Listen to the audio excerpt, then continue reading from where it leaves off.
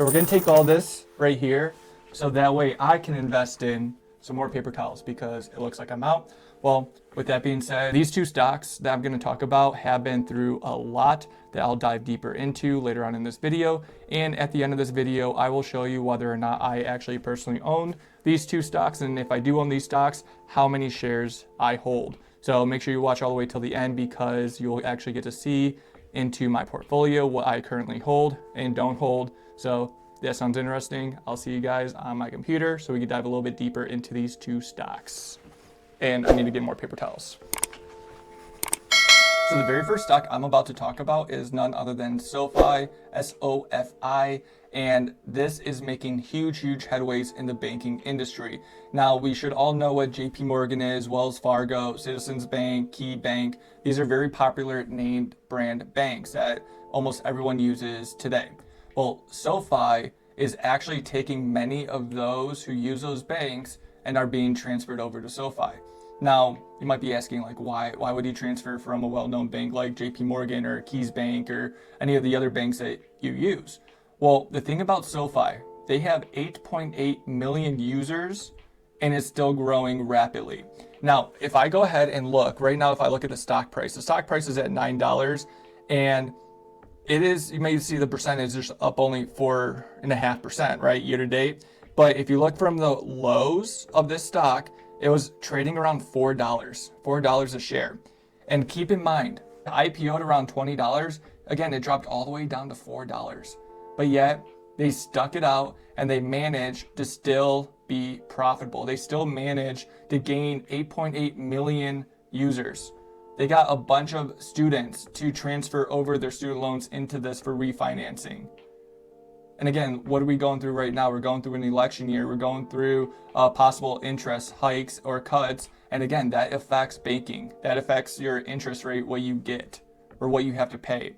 So SoFi went through all this, all the trenches of COVID, all the trenches of really high interest rates, the interest cuts.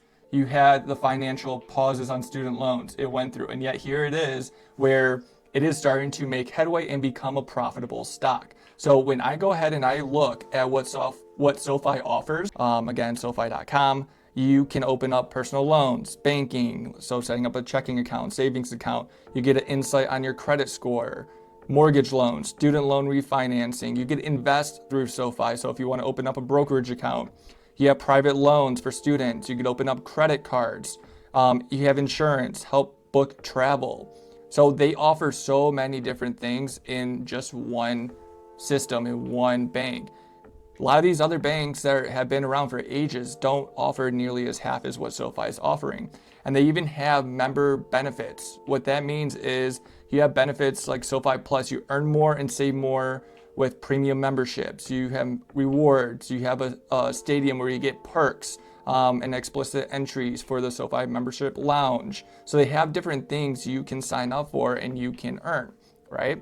Now, if I dive deep into Q2 earnings, that is their report, how profitable they are, what are they making, all that fun, etc. numbers. So if I go here and if I look at the total net revenue comparison between Q2 of 2023 and 2024, it is up 20%.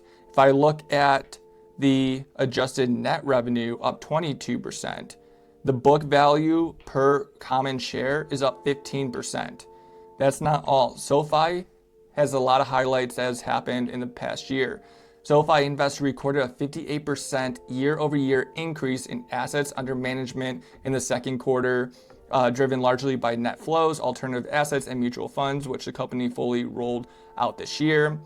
Drove 12% of all segment net flows during the quarter. Additionally, companies expand assets transfers options, providing members one click away to transfer individual assets to SoFi accounts. So again, they're making it super easy for you to transfer your savings, your checkings account over from your traditional bank over here. That's why many are doing it, and they're giving you perks for doing so as well.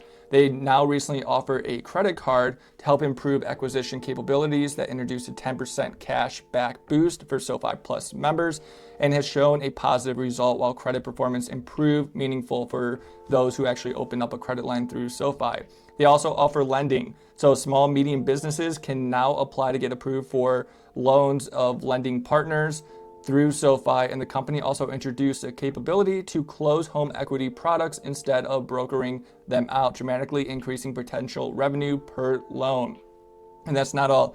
The tech platform continues to be a key center for innovation and introduced new wire capabilities, improving managed services to the cloud, and launched 3DS, which adds another layer of security to digital cards transactions. And they even included Zelle, so that way it's easier to transfer money to account.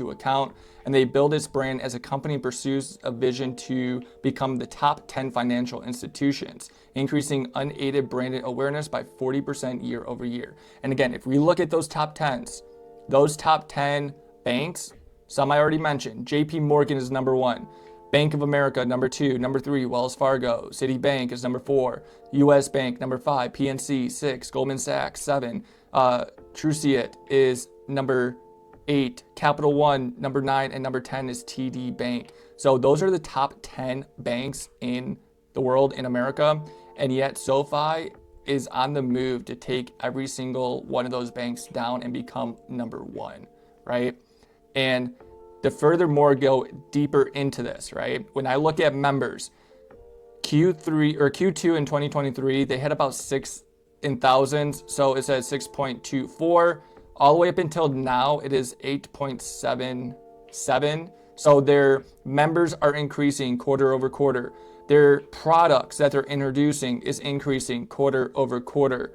You have lending products. They're kind of about the same, but the financial service products are increasing quarter over quarter. You have tech platform accounts, more people opening accounts with SoFi, increasing quarter after quarter, okay? Products increased by 39% year over year to 11 million from 7.9 million. You have 47% excluding digital assets accounts related to our transfer of crypto services. And if I scroll down, you also shows a adjusted net revenue lending increased 5%. Contribution profit increased 8%. You have total net revenue lending increased by 3%. Interest income increased by 20%. Everything on their Q2 earnings release that they released a little bit ago, all positive. They're becoming a profitable bank, right?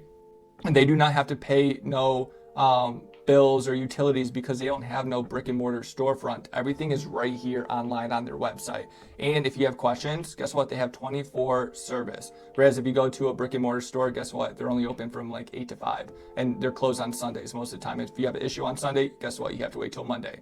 So with having a online bank system, 24 access for support, you have everything within a click of a button. And it is on the move to take down these top 10 companies. And again, the CEO behind this company is top notch. And I believe he's going to become the face of the banking industry when the head honcho of JP Morgan might be retiring pretty soon. So he might be taking over where we kind of listen to as far as how the banks are doing. And lastly, if SoFi continues to do what they're doing right now, like launching new products and new services, they're going to be unstoppable. The other stock I'm about to mention, we use practically every single day in our household, and you may not realize it. Now, its biggest competitor is Procter & Gamble. Now, Procter & Gamble is, you can consider it a monopoly that holds a lot of household good items. For example, Tide, Downy, Braun. You have Scott's, paper towels, Zest, Vicks. You have IM's dog food, hair products, Mr. Clean, Olay, and more products that we use, like Old Spice, for example. All of those products are owned by one big company, and that one big company is called Procter & Gamble. Procter & Gamble has been around for years and years and years, and they acquire all these smaller companies to help them grow bigger and bigger and bigger. Now, what if I said there's actually a better company than Procter & Gamble? Well, at least it could reach to Procter & Gamble status. See, Procter & Gamble is a multi-billion dollar industry. This company I'm about to talk to is a fraction of that. This company is called Honest Company. It is in over 50,000 different stores throughout the States. And what if I told you as well that this company, Honest, actually gives you and produces a lot healthier products than Procter & Gamble. See, Honest Company, if I go here and I look at their website, right? Honest Company, they offer baby diapers, right? So they have a lot of baby care. So they have baby wipes, they have diapers, they have skin care, they have body lotions, they have hair care, they have skin care, makeup, baby clothes, cleaning products. And all of these products here don't have those really bad chemicals in the ones that Procter & Gamble have. If you've been following the internet lately, you may or may not have noticed that a lot of people are transitioning into looking at what's in the products that they use every single day. And you do not realize there's a lot of chemicals and things that will hurt and hinder your skin, your immune system, and is deteriorating your body over time. And you may not realize it, but Honest Company, they don't put none of that stuff in. Honest Company is all natural stuff that they use. And if I go ahead, just like SoFi, I'm going to look at their quarterly results, right? The quarterly results, when I look at them, you have an increase of 12% in their revenue, or in their gross margin, I should say. The revenue was $93 million, an increase of 10% compared to the second quarter of 2023 by a strong performance across baby products and wipes portfolios. Tracked channel consumption for the company grew 7% compared to the comparative category, which was down 0.3% in the same period. Now the gross margin, that was a 38.3% compared to 27.1% in the second quarter. So the margin increased by 1,120 basis points compared to the second quarter, driven by improvement across the entire cost structure, including supply chain and products cost. Operation expenses increased $3 million, driven by deeper investments in marketing, reflecting and decreasing 30 basis points as a percentage of revenue compared to the second quarter. The net loss was $4 million. You might be saying, well, that they're losing a lot of money. Well, they're actually becoming more profitable because in 2023, their net loss was $13 million. So they're becoming a lot closer to profitability. Their balance sheets and cash flow, when I look at that, the quarter of 2024 with $37 million in cash and cash equivalents, an increase of $19 million compared to quarter of 2023, where they had no debt on our balance sheet as of June 30th, 2024. Again, did you hear that correctly? As of June 30th, 2025, this company has no debt anymore. No debt, which is huge. So now everything that they make is profitable money in this company's pockets.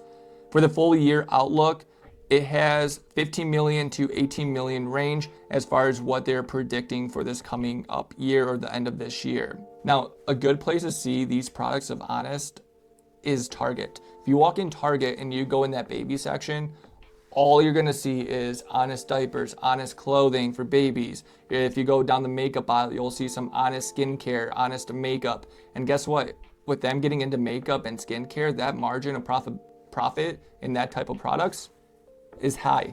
Not as high as the diapers and wipes and everything like that, but their margin is going to skyrocket with them getting into those type of cosmetic products. And these two companies, if I go ahead and I'm going to show you, let me go into my Robinhood account. I'm going to show you that I actually do own these two stocks. Now, the first one I'm going to show you is SoFi. So looking at the first stock, SoFi, I actually do personally own SoFi. I have 50 shares at an average cost of $5.02. This makes up about 2% of my overall portfolio. And again, my portfolio is not crazy big like some of these other people show on YouTube, but at the same time, just getting started and getting back into it. So my market value is $450. I'm actually up almost 80% in this stock because since I got down around almost all-time lows for this company. Now again, I should have been buying more as it kept going up, as right now it's around $9. Now, Honest Company, this one's a little bit different. With Honest Company, I started buying it way back when it almost IPO'd, okay? So when it IPO'd, if I look at its overall, its max, it IPO'd around $21. And it kept going down, kept going down, kept going down, right? As it kept going down, what do? Well, I got a dollar cost average, so I got to keep buying. What I end up doing, I end up buying over 300 shares. I have 325 shares of the Honest Company, and that makes up 4.8% of my portfolio. I am actually down 20% overall because I was buying when it was around around $15, $16 when it first popped out at 2021. And again, remember, this company also came out during COVID, and came out when we were in a recession, so people were not buying. So this stock kept going down, and now it has a new CEO, and this new CEO is turning this company around, and it's going to be huge profits coming in the near future. So I'm not worried about my average cost being $4.44. The Honest Company's all-time low was around $1.24 around November 3rd, 2023, about a year ago. I could have been investing heavy around that time, but I obviously didn't. I don't know why, but this makes up my market value of $1,160. Honestly though, I really still think though that these two companies are very, very undervalued, and they have so much room, so much potential for them to skyrocket. Again, you have SoFi competing against these banks that have been around for over decades. You have Honest Company that is competing over a company that's been around practically for a century, that owns multi-billion-dollar companies within this company. And I think they have a lot of room to grow. Yes, they have a lot of competition, but this, as the saying goes, there's no competition, there's no market, right? So Honest Company has a lot of potential. It is around $3.50 right now. Again, do not let the price scare you of them being under $10. Yes, it is a little bit more risky having a stock under $10, but at the same time, if you get in at this price point and it ends up rocketing off, 10x, 100x, 1000x your money of what you originally put in, you'll be thanking me later. Not financial advice, but you'll be thanking me later. Hope this video was helpful. If you guys like videos like this of me picking two stocks that might possibly rocket off 10x, 100x, 1000x, be sure to hit that like, hit that notification. Please leave a comment. Let me know your thoughts of these two stocks, or if there's actually one better than these two that I had mentioned in this video. And again, I hope to see you guys in my next video. Be safe and start investing.